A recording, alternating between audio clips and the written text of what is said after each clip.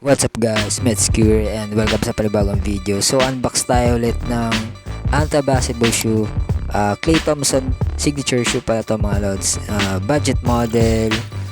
So kung alam nyo na to mga lods, ito pala yung box nya, regular box lang. Ayan. So ito nga pala yung Anta KT Light Cavalry 9 mga lods. May isa pang colorway nito, blue and yellow. So ilalagay yung link dyan sa baba or sa comment section kung gusto mo nito mga lods. So tara, unahin natin ang upper materials nya. Mesh material yan mga lods, engineered mesh. Ayan, napaka-breathable yan. And sobrang gaan din nito mga lods. Ayan, may mga support pa sa ilalim. May plastic TPU din siya. May Anta logo dyan. Nagsisilbing lateral support yan mga lods. Ayan napaka-solid nyan. Mesh material na may ginamit sa tongue part. Ayan, super breathable na ito mga lods. Ayan, flat lace lang ginamit. Meron siyang pull tab dyan sa tongue part. Ayan, iba na may material ginamit dito, pa mesh din. Ayan, sa may heel counter. Ayan, A-flash edge din ginamit yan mga lods. Decent na yung cushioning niya dahil budget shoe lang to mga lods. Pero solid yung impact protection na ito. May outrigger din and may KT logo sa back heel mga lods. So, pull tab dyan. Ayan, supported yung heel counter mga lods para iwas tapilok. And may Klay Thompson logo dito sa back. A-flash edge ang ginamit dyan mga lods. Solid yung impact protection yan. Cushioning. And malambot na din yan mga lods. May Anta logo dito. Ayan. Dito naman sa may insole may Anta logo mga lods. Ayan makapal din yung padding dito sa may sock liner. And sa traction naman tayo mga lods. Wavy traction patterns. Ayan, hard rubber yan mga lods. Kaya pwede pang outdoor mga lods. Ayan. May TP siyang pick na din yan mga lods. For stability. Ayan.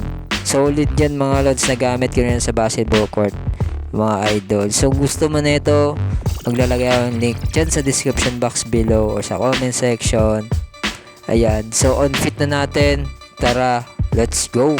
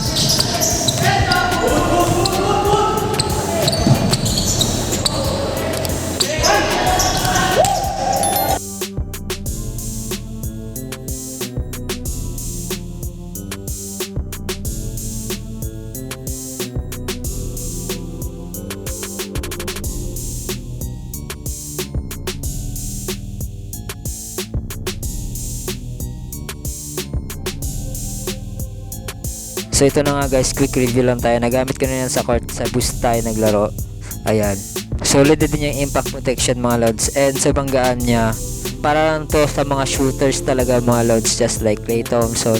Ayan. Maganda rin yung pang takbo-takbo mga lods. Ayan. Sa traction pattern guys, napakakapit niya. Ayan, naka-steel pa nga tayo dyan.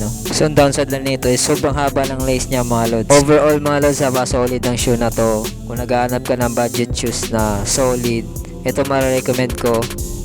So yun lang, don't forget to subscribe. Peace!